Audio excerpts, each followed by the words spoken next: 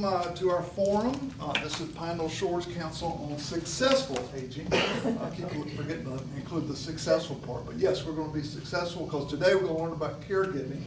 And we have a neighbor and an expert here in Linda Langheld. And we're happy to have her tell us a little bit about caregiving and caregiving resources and things that are available to you here in Carteret County. And I think at Pine Knoll Shores, you probably can't go a block down any street without hearing someone tell you about their spouse or loved one, their family member. There's somebody that they know that has been touched with either Alzheimer's or some other debilitating illness that requires some kind of care in their home or elsewhere. So resources are probably the number one thing everyone asks about. So Linda, I'm going to turn it over to the expert. Thank you. Thanks, John. Thank you very much. Thank you. It's great to be here. Thank you. I just had to have someone run and get me some so I can see you all.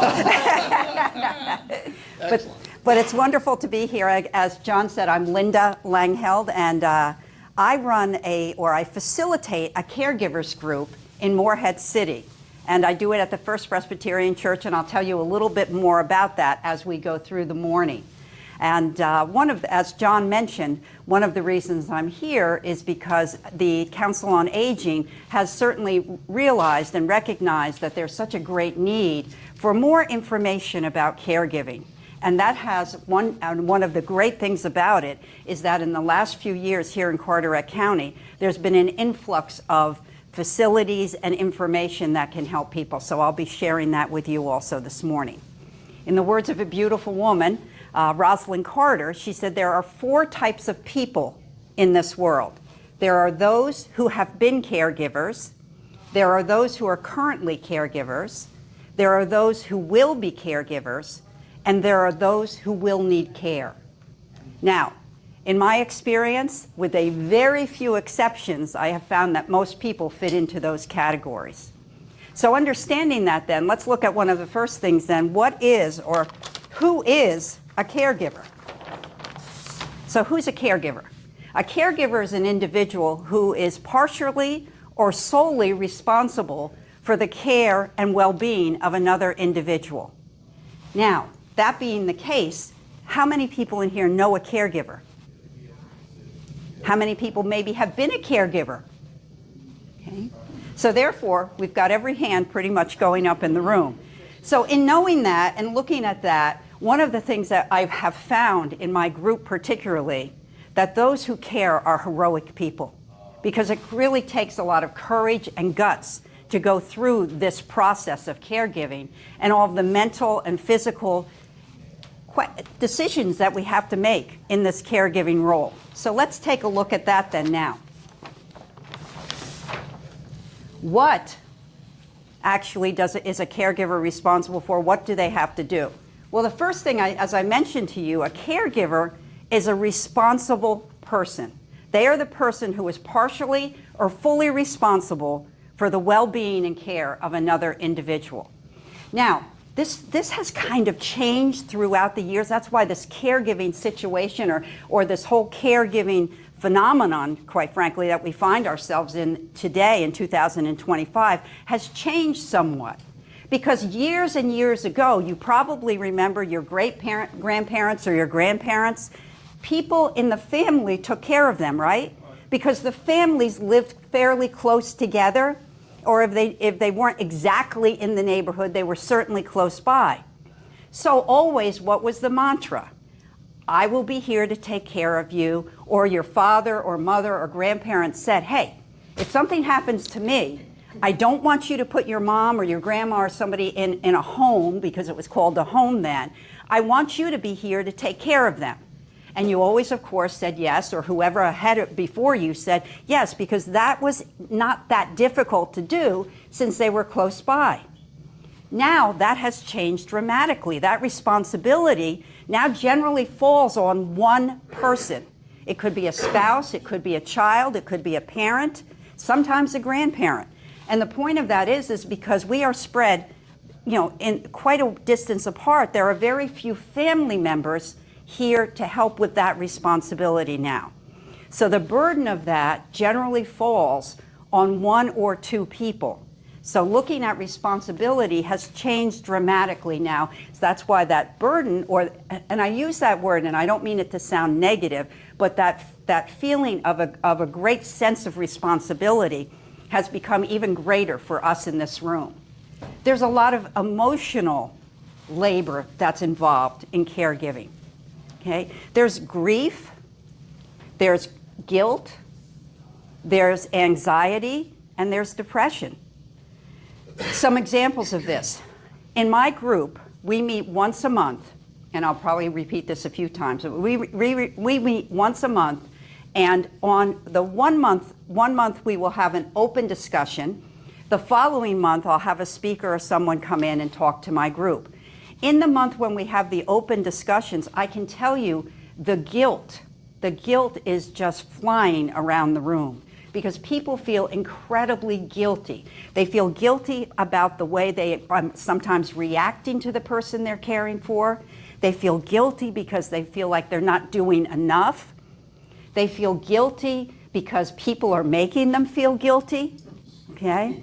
They also experience a lot of grief. And you think, like, why would a caregiver experience grief? Well, they experience grief because they feel that the person that they are caring for is really not the person they married, or it's really not their parent, or it's really not their child.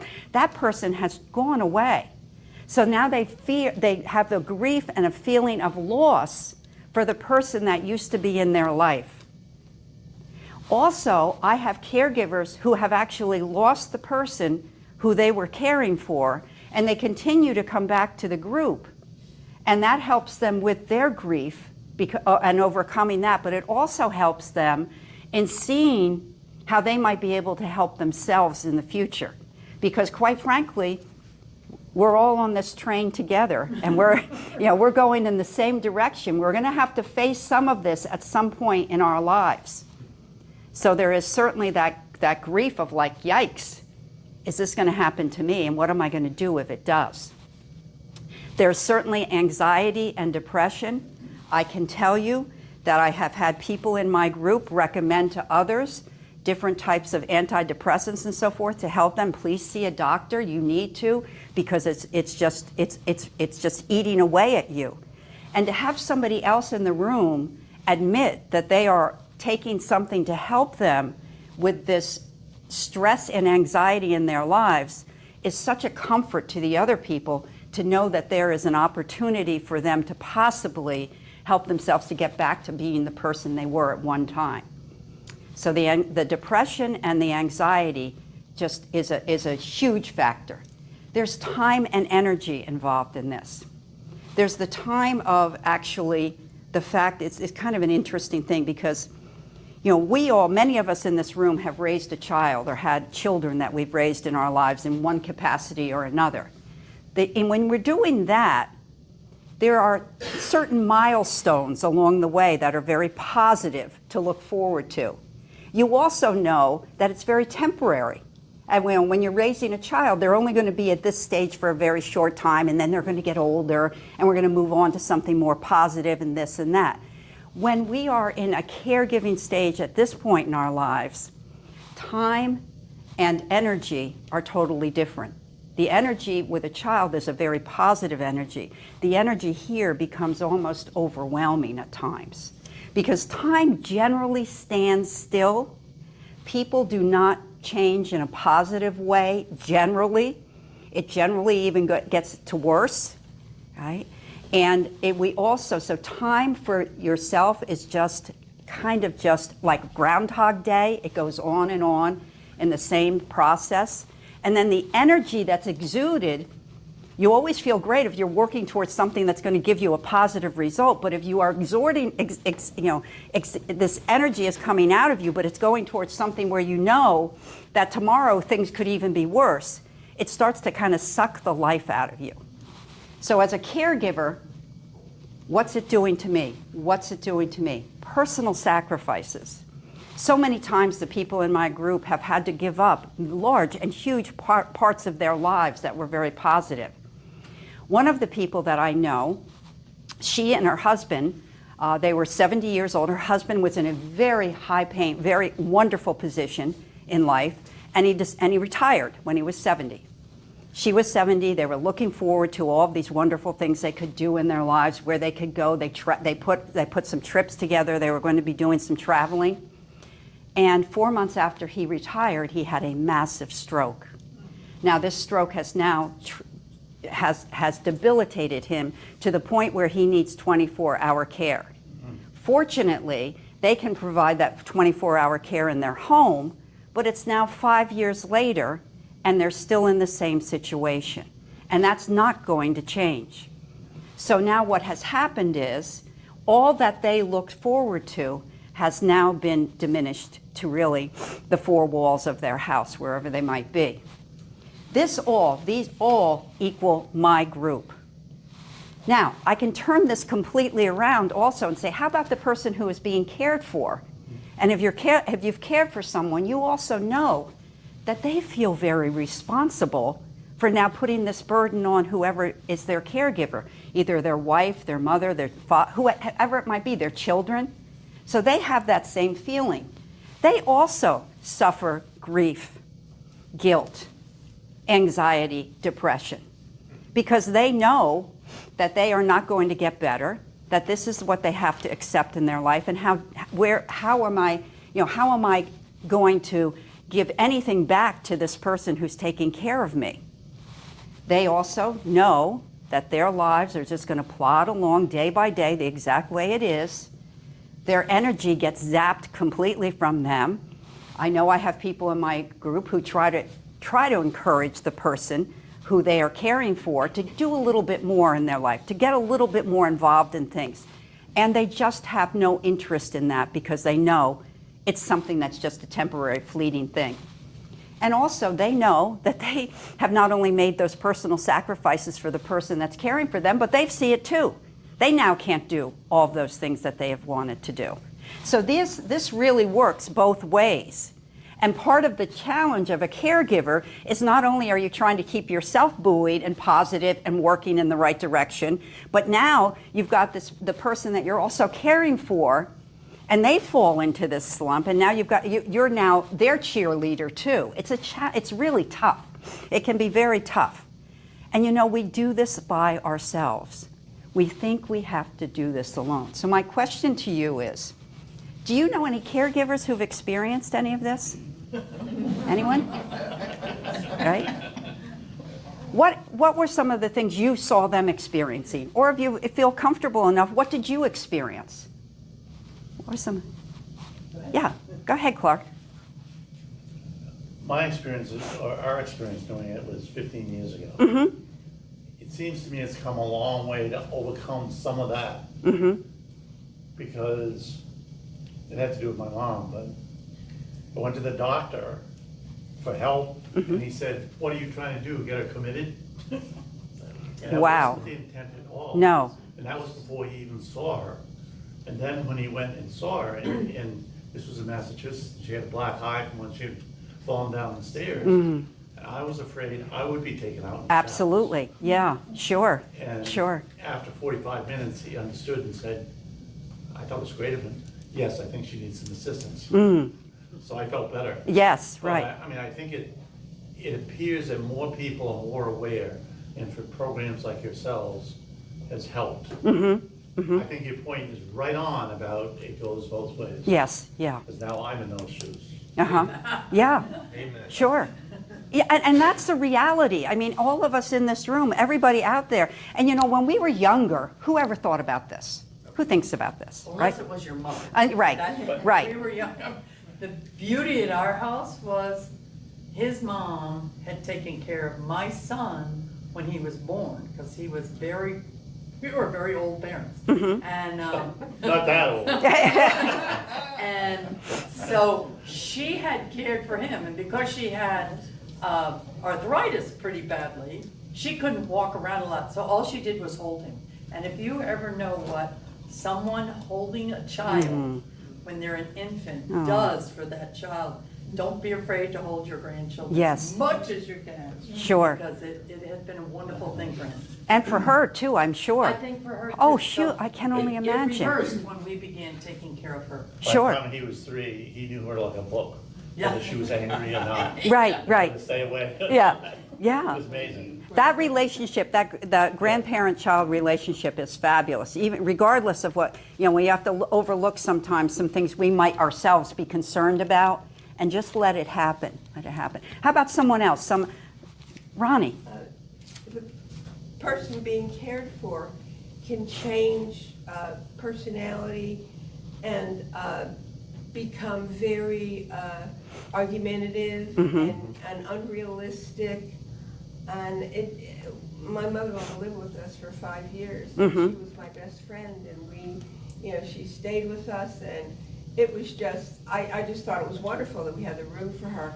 But then she started to do nothing but complain. And Right, and right. it was difficult. Sure. And I really didn't understand until I read more and more about dementia, developing into Alzheimer's, and the problems that person has in being realistic and communicating. Yeah. Because everything is so negative with Yes, her. yeah, Fortunately, she was peaceful, Right. Sometimes right, I've heard of her getting violent. Sure. It's really- And Ronnie, I suspect that also changed you and the way that you responded, and you probably were not very happy with yourself either, because you saw yourself. mad at her. Yes, sure, yeah, and you weren't used to being that person.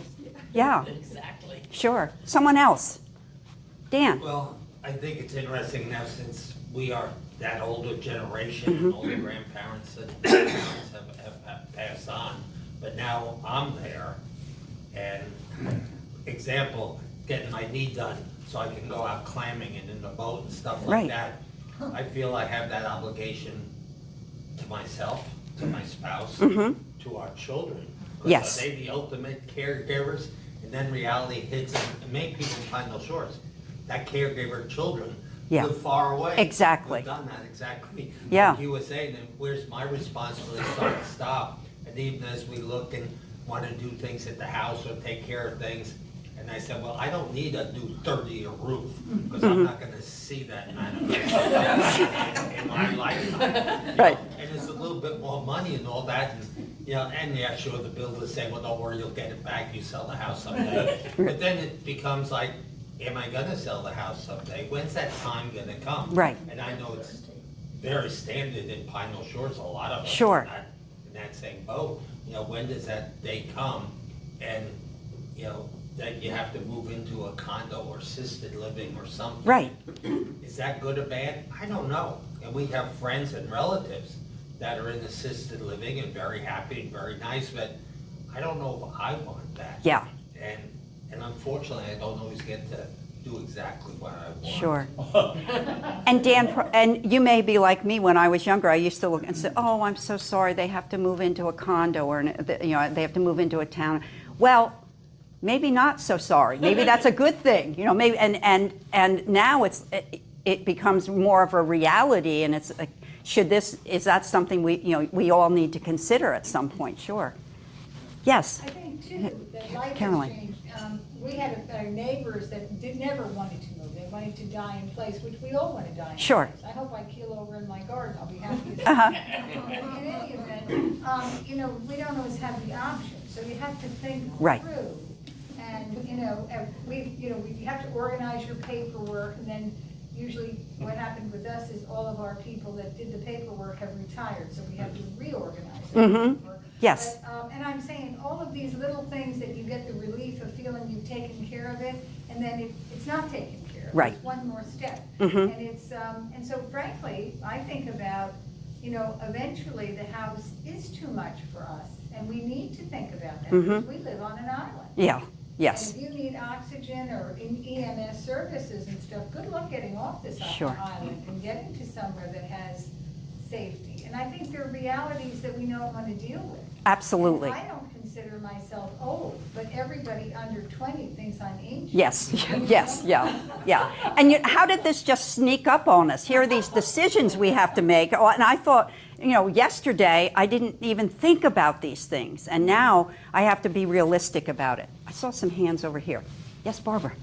Well, also too, which I don't think sometimes people don't think about, the caregiver needs help. Yes. And a lot of times people they're there, they say, but then when you need help, they're not there. Right, right. And we're going to talk about that, exactly. Yeah, So- yeah. But you know, Barbara, that then gets back to, I took a vow, you know, in sickness and in health, till death do us part. I'm supposed to be the one doing that, right? Right? And that way of thinking has kind of, you know, we're from a generation still where we did see that happening. You know, our great-grandparents, our grandparents, and maybe even our parents, it was that you took care of them in your home and that any other option was a non-option. So, you know, so now, right? So now we have to think like, does that really make sense? And is that really safe for everybody involved? Because we're living longer, we're healthier, right? That sounded great maybe 100 years ago, or made more sense, and you know, that cohesive family living together, but now things have changed. Someone else who's been through this. John. Yeah, well, for Ann, she became quite delusional and very confused. Yep. And either did not know where she was, or that emotional upheaval that comes with confusion is very taxing. Trying to calm them down that Right. everything's okay, you don't have to worry, it's not going, there's nothing wrong. That it's almost impossible to get over that. Yes, And yeah. that is very taxing. Absolutely. And John, I suspect also there was a lot of, also particularly in the beginning, saying, wait a minute, you're not being rational, but that conversation makes no sense to be having. You know, but your rational mind says, I have to make this right, I have to correct this. And correction is not where we want to go. Or tell them they're wrong, you don't. Right, exactly. Bill. You're probably going to get Is it to Bill? it, but I'd be very interested Bob. in the differences between physical disability and mental disability. Such Thank as you. hard to talk, Yes. cannot understand, that type thing, and yet the person is pretty healthy. Yes, yes. Got to be a different way you have to handle that. Yes, and I'm going to make a disclaimer right now. I am not a medical expert on any of this. I have a caregiver group, and I have been incredibly educated through them. But the fact of this, yes, we talk about that. Like there are people who, and I'll talk about that with respite care in a few minutes, that are able to have other people in their lives and talk to them and do some functions where others, that's just not possible. They need to have, because of the mental issues going on. So we'll talk about that a little bit. So we can certainly relate to this, that who is a caregiver, what is it that they are dealing with on a day-to-day basis. So then let's look at this. When do you ask for help? Because with my group, and I can tell you this from my experience, they are waiting for some bolt of lightning to come down and say, okay, it's over. You now have to ask for help, and I'm taking this out of your hands. You're not making this decision. I'm going to tell you that you now need help. And they would be like, thank you, because they do not want to make that decision. They don't know how to make that decision. Again, it gets back to that, I'm supposed to be the one doing this. I can't ask for help. So now how do you know, though? Like, let's just try to be a little realistic and honest with ourselves. When do we ask for help? How about when we're exhausted and burned out? Well, okay, how many people in this room are tired? Right? So forget saying, you know what, I'm really just tired. I'm always tired. So I really am, this isn't really any different. Well, I'm not talking about tired. I had a friend once, her name was Kathy, and she said to her mother one day, oh, Mom, I'm so tired. And her mother goes, Kathy, knock it off. We're all tired, right? So the point is that though it gets to a point where you're just not tired, you are completely exhausted. You're not making rational decisions, right? You're not able to think clearly. You're feeling fatigued and irritated all the time. And now that irritation, when it starts to change your personality and you say to yourself, wait a minute, who is this person who's like talking like this or acting like this? You become somebody you're starting not to recognize. We all hate this, but people will say to us, Linda, you look really tired. You look exhausted. Like, what are you going through? right? And you're like, what do you mean? What are you talking about? You know, and so if you're going to be hearing that on a regular basis from people, then you have to start to like put your antenna up a little bit and think maybe something's going on here. How about your health declining? With the people in my group, I can tell you, they ignore their health. As much as we talk about this, that if you do not take care of yourself, you cannot take care of someone else. That goes right out the door, ignored. Because what is their life? Their life is mostly doctor's visits for the person they're caring for, checking on medication, monitoring medication, right? And so, and then doing research on that person's health, watching videos on YouTube about it, and believe me, I know it because I see it all the time. So now, when's their time for my health? I don't have time, and quite frankly, I don't want to put another doctor in the mix here who happens to be mine, right? So health is ignored and declines. And I never would have believed this, but I actually saw it in my group where I had a woman who actually died prior to the person she was caring for dying. And people used to say this all the time. I'm like, I don't know, people seem pretty strong here. So this woman passed away. And I am convinced that the guilt, which she had a tremendous amount of, anxiety and depression, contributed to her decline in her health and her death. And I know it, and she also had a tremendous amount of anger too. Again, and that's a lot, all understandable, there's no judgment at all. But I actually saw her pass away before him. And then it became their children's responsibility to take care of him, which, by the way, you know, was not in the mix at all because that didn't work out too well. How about the isolation too? Caregivers, not knowing, isolate themselves. Because if I have a group of friends and now we're really not able to go out as a couple with them, in the beginning I'm kind of included, but then that kind of falls off for a while, and I understand it, and I certainly, you know, acknowledge it and let it happen. I'm not going out to as many meetings or clubs or interested in things that I'm interested in, so I start to pull back from that stuff too. Isolation is a slippery slope because it's very easy once we become isolated to stay isolated because it's much harder now to climb back out of isolation. Right? Now, if I now haven't been socially active, oh my gosh, that's a lot of work now to start like talking to people again, to have to like come up with subjects. What am I even doing that I can talk about, right? So now that becomes, I actually contribute to my self-isolation there.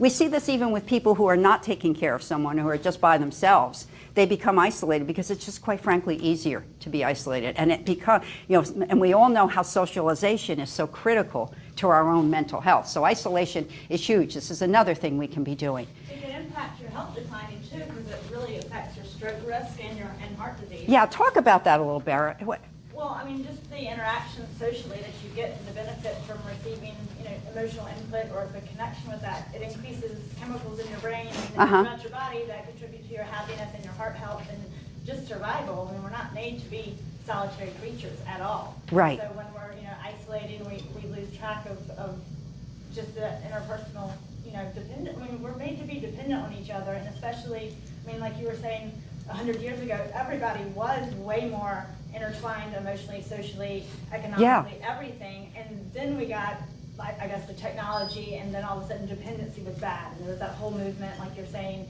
to do it on your own and toughen up and just weather through storms. And that's not worked well for our country. I mean, no. Quite honestly, for our country. I mean, Sure. There's so much division, and the more we isolate just because of fear, embarrassment, and all that sort of stuff. I mean, most everybody I know, myself included, I mean, we're all pretty fragile, and we're walking around like we've got it all together, and most everybody's just waiting for a moment to, connect, and without that, we really decline pretty fast. Sure.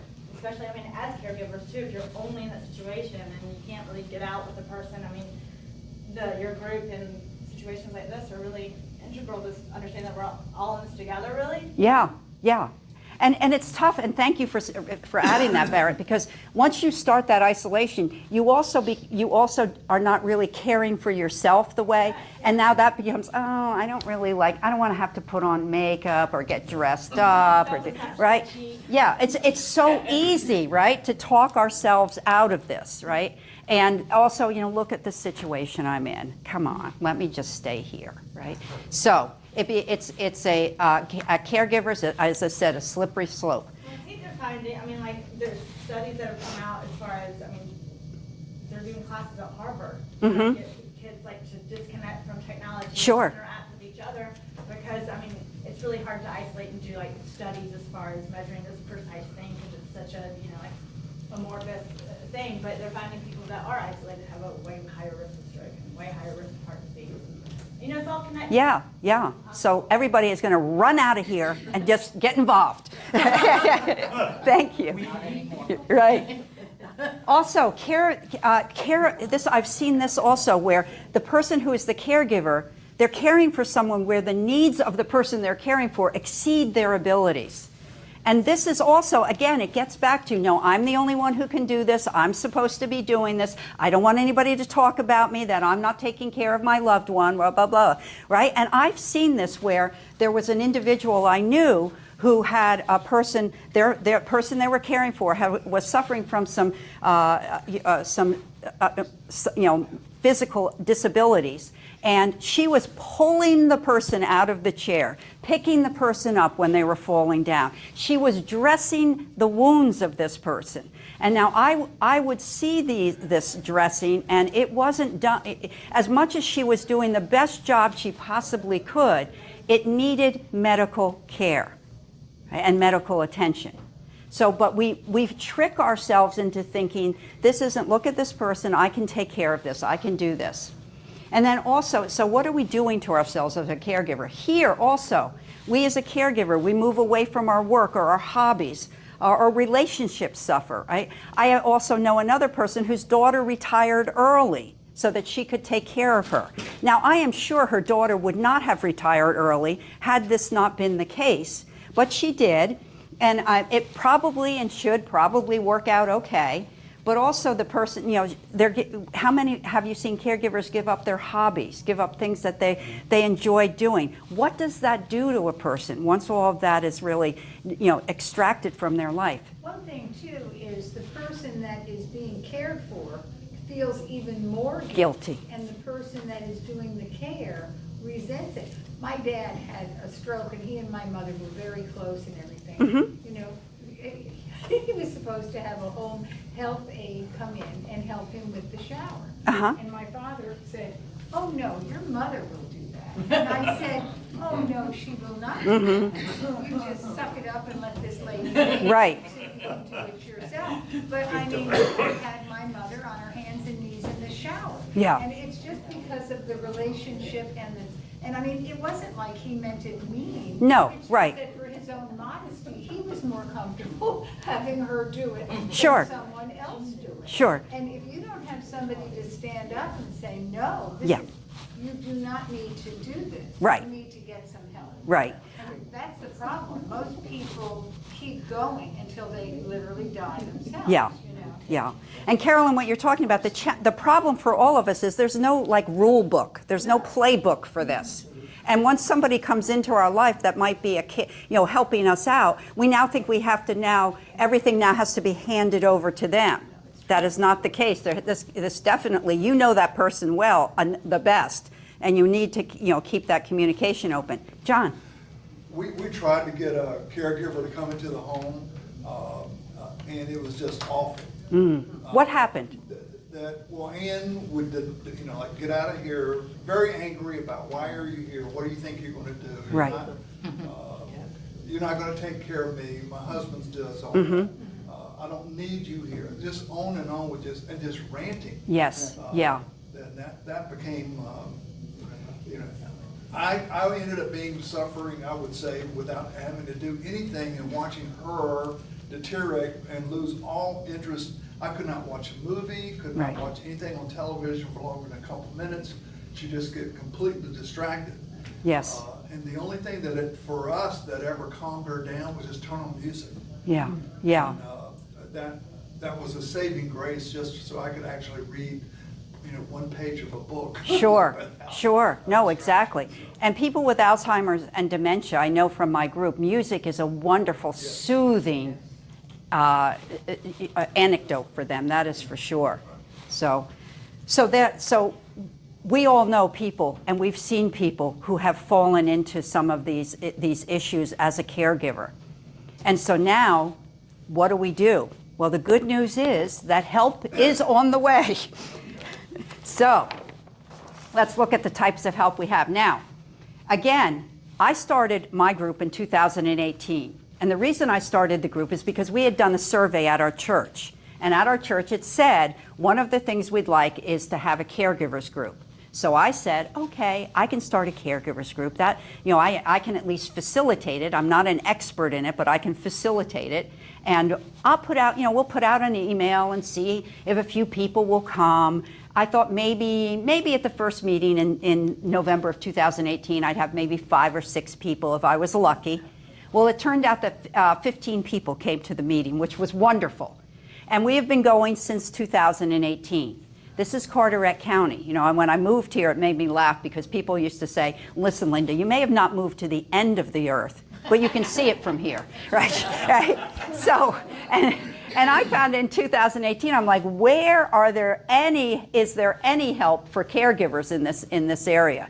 And it wasn't a tremendous amount. But 7 years later, it has changed quite significantly. There's quite a bit more. And you see facilities being built and available for assisted living and different help with different types of challenges that we're dealing with. So the good news is there are many types of help. But if you've never experienced needing caregiving, you don't even know where to begin or how to start this process. So first, of course, we always turn to family and friends. Well, that can be a blessing and a problem, right? Because families sometimes, there are family members that all of us may have that have no right being a caregiver. They just are not in that, they should never be even in that title, and their names should never go together, right? But the family, generally, because they know the person best, is where we start. We try to work it out with family. Friends, you know how friends are. Oh, let me help you out. Give me a call if you never need some help. Well, that works out for a little while, but yeah, it just doesn't. It doesn't make sense. And particularly what John is talking about, and it's Bob, right, Bob?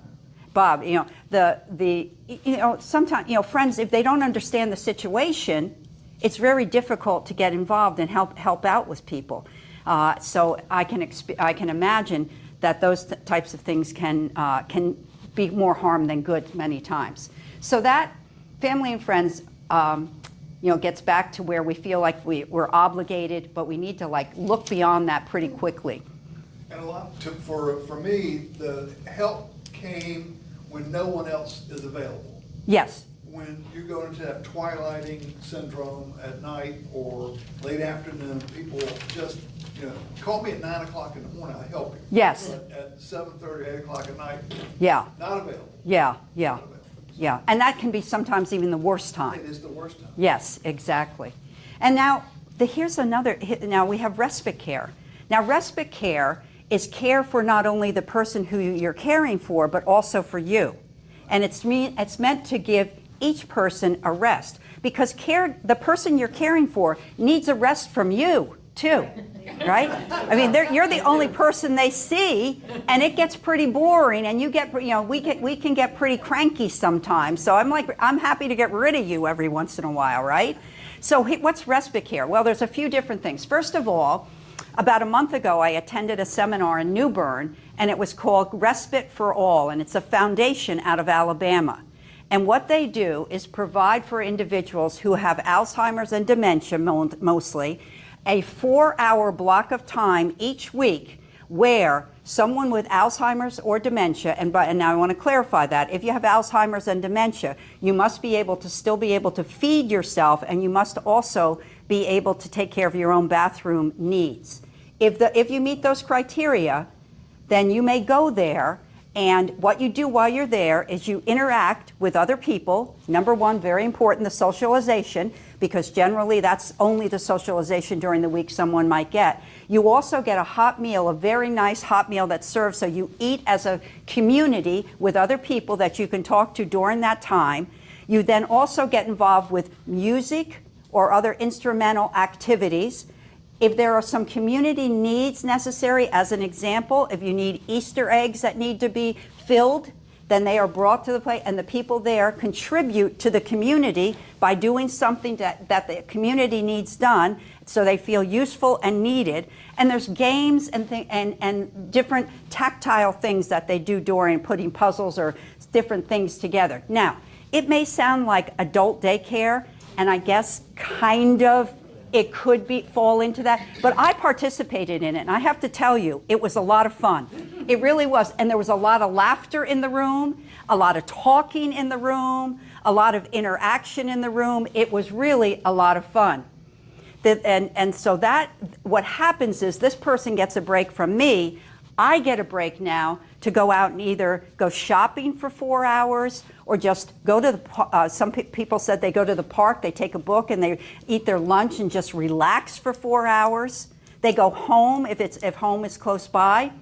So even though it's in New Bern, it provides for this area an opportunity for somebody to take advantage of that. It's on Thursdays, it's in New Bern. I can give anybody the information if they need it. If they have enough people, they will then have another day, so there will be more than 1 day a week that they will offer this. They also, for every person who is being cared for during that time, there are 5 or 6 volunteers assigned to that person. So there's constant stimulation with that person, not the same person all the time. 5 or 6 people, so that the amount of staff is just tremendous. So it keeps the pain. I would worry that people with Alzheimer's, as John said, do have their anger times. Mm-hmm. And when we took my mother-in-law to, it was more adult daycare. Right. She got very angry, Mm-hmm. and she was not very good. She deal with hit people. Right, She was right, bad. She was right. a bad girl. Yes, yeah. And so she couldn't go anymore. Sure. So maybe having the 6 people interacting, they recognize that and move her to Correct. something else so that she's not beating on the guy that's next to her. Right, there's a lot of distractions going on. Yeah. You know, because there are 5 or 6 people. That is They are also these people are also trained. Right. They go through That's- training that's- to work in this program That's too. how I wonder how they Yeah, do this yeah. program. It's going countrywide. This is the first place in North Carolina where it is out of Al. And what's the name? Who is it through? Is it It's through. the Department of Services? It's actually through the foundation Respite for All, which is out of Alabama. Yeah, yeah, and they are extremely successful. Yeah, I was extremely impressed. They know what they're doing. Very Do they impressed. charge for that? Yes, there's a $40 a day charge, $10 an hour, and that includes the hot lunch too. And the lunches are delicious. I mean, it was very good. It's not, we're not talking. You're going out to eat. Yes, going out to eat, exactly. Yeah, other respite care that's available here. I have someone that I know who is going away for a family wedding, and the person that she cares for cannot go on this family wedding, so what's her choice? She doesn't go, or she finds someone to help her out. Well, the person that she's caring for is going to go, I think, I'm not sure, is it Carteret Landing? Do they have a respite care room there? Okay, that's where he's going then. And you must go, though, for a minimum of 2 weeks. But again, if you are in a situation where you can't go to, or go on vacation or get away, this is a wonderful option for you. So the person she cares for, it must be a minimum of 2 weeks. It's $2,500 a week, so it'll be $5,000. But if you're in this situation and you can afford it, it certainly is well worth it. There also is another location here that just has come into town. It's called Embassy Health, and they are out by the Leon Mann Center. They also have respite care there. Now, they're going to be offering it as long as they can until they feel that they need that room for something else. But their respite care, I think, is a minimum of a week. So it's less than Carteret Health. but at least it gives some options for people who need to have somebody help care and can't find someone to come in 24/7. I have a handout I'm going to give you that has some different options for care, and I do know of private care people who will come and stay at your house for day and night should you need that. So I have that also. Also, support groups. There's not only my support group that's available. I believe the hospital has some support groups also. None of my people attend the one at the hospital, but they do. Now, there are support groups that are for Alzheimer's and dementia only, and there are support groups like mine that's open with different, there's a myriad of issues we're dealing with. We've got Alzheimer's, dementia, strokes, heart issues that I have people in my group for, as well as Agent Orange, someone suffering from Agent Orange illnesses which has affected her spouse in different ways. So my group is more open. It doesn't have to be, it's not for Alzheimer's and dementia only. You'll find a lot for that, but mine is more varied. But Alzheimer's and dementia, as well as it could be for others. There's a woman, and I can give anybody this information. It's Lauren Donacci. She's here in Carteret County. She does a Zoom meeting every Thursday from 1 to 2:30, and that is a support group. And people Zoom in. They're on her support group for the hour and a half. She has people from Maine that are on her support group in different areas, so you can be anywhere and go to her support group. That works well for people who can't get away from their house or don't want to leave their house every Thursday, so they can just do it through a Zoom meeting. So support groups are. Is her name on your sheet or all these things? That isn't, but I can give you that. I can give you Lauren Donacci. Okay. The other thing is we have professional care services and community resources. So we'll just go. Any questions about this so far? Yes. You haven't touched on something that bothers the hell out of me. Go ahead. And that is, if you're talking to somebody who can't talk back to you, and you can't understand what's going on, Mm-hmm. the only thing that's helped me at all is charades. Is to what? I'm sorry. Oh, charades. Sure. Okay. And the person isn't able to write either. Is that correct? If she wants a dog walk, Right. Okay. right? Right. If she wants to sleep, Mm-hmm. she wants to go to the bathroom. Right. If she likes something, Uh-huh. if she doesn't, if it's like this, it's been a big help. Yes, I'm sure. It still bothers the hell out of me. When do I call the emergency? Okay. All right. So now, is that There's got to be a list somewhere. If she's doing this, if she's doing that, yeah, that's trouble. Right. Call. Right. Has any professional or certified healthcare person helped you with that? I was gonna say, Bob, I can help you with a list for that, if you'd like to have a list by your computer. I help out with Bob. Good, okay. I'll be happy to make a list. Great. Okay. Great. And I know. And Barrett, tell them what your degree is in.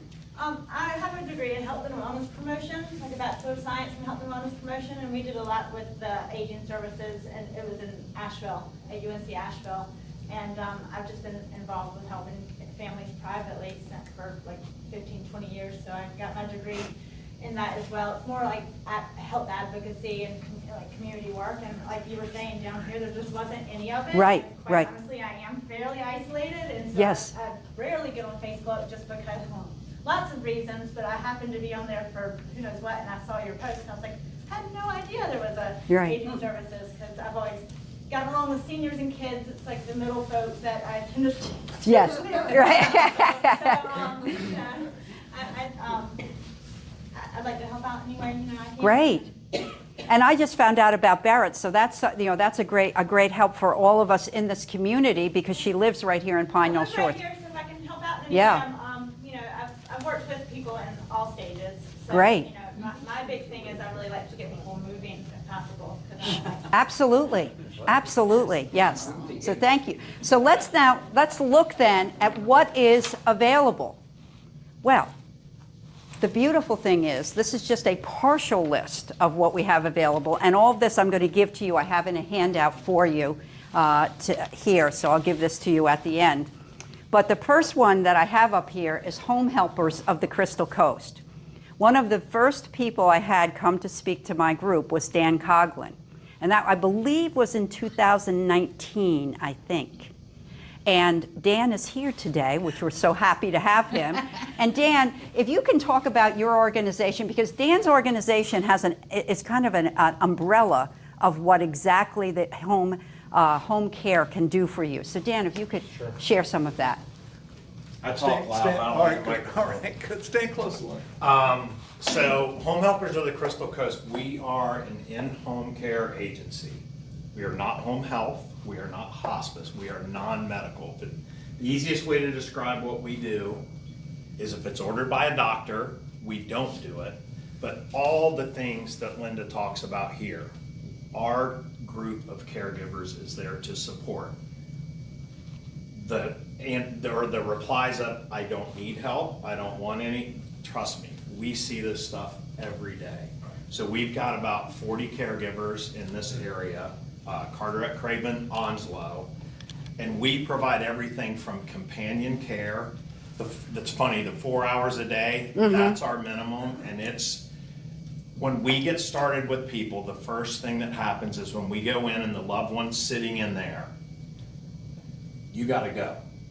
We're here, you're paying us to be here, you gotta go take care of yourself. All of those things, so important, and they get overlooked all the time, and that's why your group is so great. So what in-home care does is everything from companion, kind of the most medical thing we do is personal hygiene, bathing, things like that.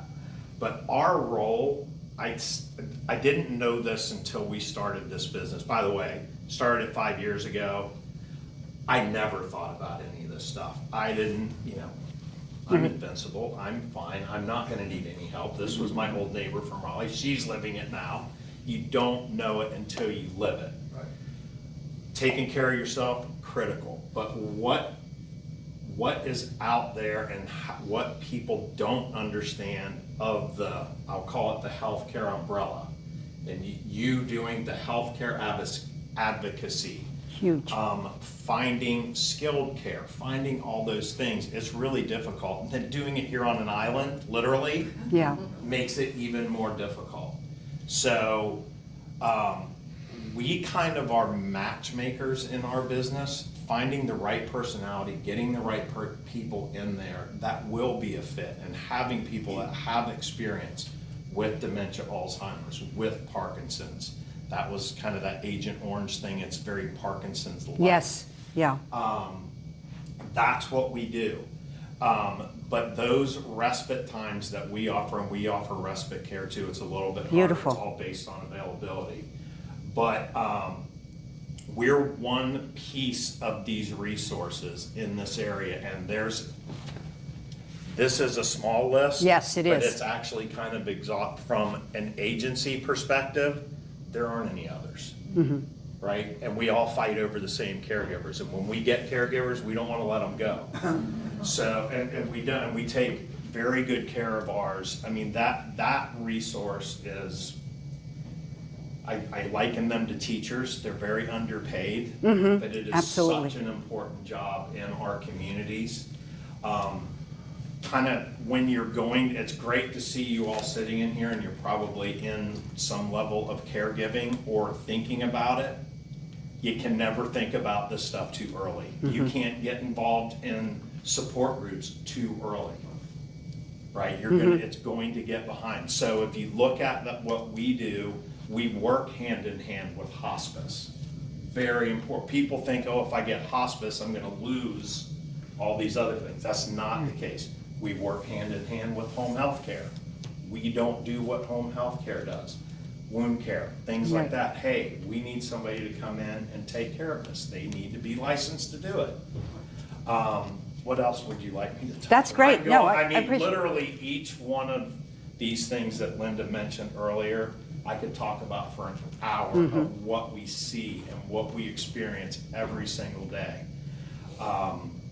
Dan, one of the things too is that, let's say I need someone, I've gotten myself, I waited too long, and now I need someone immediately to come in and help me, and now I'm in a crisis situation. How quickly can you have someone there? Nobody hold me to this. I know. We can probably be there within a day or so. And How- it's happened. It's happened. Yes. Not the preferred way to get. No, no. It really truly isn't, and I was talking with Christy earlier. The fight you have to at least just get somebody to come and sit and see what it's like to have another caregiver, we just try it all the time. There's no contracts, there's no anything like that. We do, we have caregivers, this is their livelihood. We can get going pretty quickly, and the reason we did that was we have lead caregivers who have no clients. They're there for call outs. They're there, the calls we get are the emergency ones where the people are at home. Hey, something changed, I need you tomorrow. The other one is, hey, they're getting discharged tomorrow, and we have no idea what we're gonna do when they get home. Well, what's the hospital or the rehab?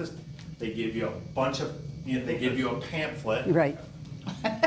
You understand everything? Yeah, I got it. And they send you on your way, and then they're on the way home going, what am I gonna do? How are we, I don't know how to, beyond your ability. Yes. We say to our people are either born to be caregivers or you're not. I am not born, I take care of our staff. To have me do any of that hands-on, I know now, I better plan to have somebody else do it because that's not me. That's not what I do. Yeah. Right? So we can get started quickly. It's not the norm. Right. It really, truly Right. isn't. So to kind of crawl into it or inch your way into it is way better because then you're a client, number one. So when you have to increase, perfect example, going to a wedding. This time of year, we just had 4 caregivers, the spouse, going to grandkids' graduation. Hey, we're going to be gone for a week. Well, okay, let us know. We can plan. What did our caregivers do? We were there 24/7. Beautiful. I'm going to add you to my list. That's how it works. Yes. So, great. And just another note on any agencies, and I don't know if you have it, I've got a handout for what in-home care agencies in North Carolina are licensed to do. It's 3.5 pages of what they can do, and it's a half a page of very specific things. You better not do this or you're gonna be out of compliance. Yeah, great. Most of us around here, if you think you need 24/7 care, get ahead of it quick. Right. We don't offer it. We only offer it to current clients. And the reason that's the only place we offer it, staffing it here since COVID, next to impossible. And if we don't have a 99% chance of being at a shift, we're not gonna take the client. We're not gonna tell you, sign up with us and then not be there. Right. So, yes. Who has a question? I have a question. We ended up, my mom lived here in Pine Hill Shores till 98, and she was very self-sufficient, but she needed somebody to go, she went through different health issues. And what happened, my mother was always a very nice, gracious person, but she had had a surgery, and my sister was staying with her and said, Mom, you need help. I can't leave you, but I have to go back home. And she was so mad about having someone come in to do the assessment. And I mean, it's really a good thing to kind of give somebody a heads up to say, we need to have someone come and assess what you need, and then we'll figure it out.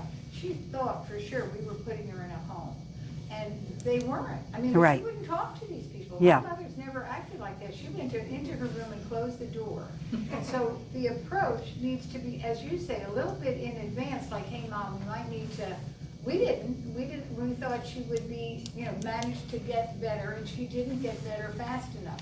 Do you go into the homes and give a little assessment, and then if they don't need it, I mean, is there a fee for just coming in and looking at the needs that may arise? Let's repeat the question. The Yeah, question, okay, yes, okay. the question is there a fee for this initial assessment before you decide you're going to take advantage of your process? There's not. For home helpers, there's not. Okay. And the reason for that is, what we find is we're way more consultative in this business than I ever thought we would have been. People don't know, right? We don't call it an assessment. The state calls it an assessment, and we have to go fill out our forms and all that. We call it a meet and greet and just find out because assessment is directly tied to healthcare, and I'm not healthy, right? It's like none of our staff, and I told Chris, we don't wear scrubs. We don't look like nurses. What are the neighbors gonna think when this nurse pulls up 3 days a week and they're there for 4 hours a day? I'm not healthy. Right. Well, you might be. You might just not drive anymore. We'll drive you, right? It's that, so we don't call it an assessment. We do not charge for it. Okay, thank you. Thank you. Who has the next question for Dan? Right? Dan, thank you. Thank you very much. Thanks a lot. So what Dan was talking about really covers several other home care organizations that can come into your home. The East Carolina Home Care used to be Friendly Caregivers, and now they're East Carolina Home Care. I had someone in my group who used Friendly Caregivers, same as this, for 17 years. They had wonderful long-term care insurance, thank heavens, but was could not say enough about Friendly Caregivers. Now Friendly Caregivers, I believe, if I'm not mistaken, but don't quote, I believe they take care also of medical needs. Did they take care of that, Dan? Do you know, or not sure? They do not. Oh, they do not. Okay, then never mind about that. No. All right. All right. Home Instead, there is very similar to what Dan talked about with what his group does, his organization. Home Instead is based out of New Bern. They have also come and spoken to my group. They too offer evening respite. They also offer respite care in the evening. So they are similar to what Dan does. Seniors, and by the way, as Dan mentioned, there is a minimum of 4 hours generally, and that makes sense. You know, if someone is going to be coming into your home, you want them to be there for a long enough period of time that they make a difference. And number two, if I'm the healthcare professional who's coming in, it makes sense for me to stay there a while I'm there instead of running around. When people think you can bathe somebody in an hour. Right, We yeah, only need you for an hour. right, no. Maybe being bathed for an hour, but it's a 3-hour process. Yes, yeah. And very important, what these organizations also offer, and Dan, I think you touched on a little, is transportation. Yep. So transportation, getting people to their doctor's appointments, getting them it's anywhere, to shopping, just getting them out of the house is just a wonderful option that's available. Seniors Choosing to Live at Home. I just learned about this organization the other day. They actually work on the hour. I don't know how they do this, but that's, but they will, if you only need them for an hour or two, they can be there. So I have information about them also. Veteran care. This one's tough to talk about. This one, Seniors Choosing to Live at Home? Yeah, I can't see it. Okay, Seniors Choosing to Live at Home. I have it also in my information here, so I'll give that to you too, Bob. You'll get that. Okay? Now, veteran care. If you are a veteran, all right, you can apply to the Veterans Association or the Department of Veterans for help. I know Dan can talk a little bit about this or not want to talk a little bit about it because it's such a difficult process to get through. But I want to tell you, if you have any one of these, if you're a veteran enrolled in the VA, very important to be enrolled in the VA. And if you're not enrolled in the VA, just for insurance, you might want, for insurance for yourself, enroll in the VA now. Because if you do need their help, then it's too late almost to enroll at that point, or it takes a lot longer, let me say that. Also, if you're a veteran with active duty service, you can take advantage of their caregiving needs or services, their caregiving services. If you're a veteran with a disability rating, you can take advantage of their services. If you're a veteran included in the PACT Act, that's an individual who has been affected by either Agent Orange or the burn pits, then you can take advantage. And I have someone in my group who's taking advantage of it because of that. If you have limited access to income, meaning if your income is at a certain level, you can take advantage of their services. If you are a surviving spouse of a wartime veteran, so your husband or wife would have had to been in active wartime, if you are the spouse, you can take advantage of what they offer. Now, call the Veterans Association if that's something you want more information about, because I cannot even imagine getting into the intricacies of this, but it is available. It is available. And then Whitley Advocates. Marilyn Whitley has been just a wonderful resource for me and my group, as well as Dan knows her very well also. They are in Newport, and she is a health care advocate. You don't necessarily have to be in a caregiving situation. You are in a situation where you are trying to maneuver the intricacies and the complications of what is going to happen now with I now have gotten myself into a situation, or I am in a situation where I now am dealing with insurance companies. I'm trying to figure out what my next step is. I need some help on who to turn to, where to go. I need somebody to make these calls for me. I have information to give you on Marilyn. She is a fabulous resource. Also, Marilyn spoke to our group here too. Oh, wonderful. And, on our YouTube channel, she does an overview of what she does. Excellent. So, those of you who want to find out more, Yes. Pinal Shores Council on Aging. Beautiful. Yes, thank you. So those are a few of them. I'm going to give you a handout with all of that information and more. My group is Who Cares? We meet at the First Presbyterian Church the fourth Thursday of every month from 12:30 to 2 o'clock. And you just come or let me know, and I'll just give you the information, a little bit more about it. But anyone and everyone is welcome. I have about 15 people in my group, and our pastor has said, and he's absolutely right about it, he said if everybody in Carteret County who needed information or help in caregiving were to attend, we could fill up the Blue Claw Stadium, which is really, I'm sure, true. Yes? The fourth Thursday of every month. Also, there is a website on Facebook. This is on Facebook. Let me put that down there so you know it's Facebook. On Facebook, there is a website called Caregivers of Carteret County. And that is a wonderful resource just to find out if, what's going on, who's available. People are looking for work on there. You know, again, we have to be cautious if we're going to bring in somebody privately into our home. You have to do your due diligence with that. And then there's also a website called caregivers.com that can give you a lot of information about that too. About caregiving and give you stories and different scenarios that are happening that you may be able to relate to. And finally, with all of this, I have a handout I have for everyone here. And again, it has not only Dan's information as well as I have Dan's pamphlet to hand out also, as well as Marilyn's.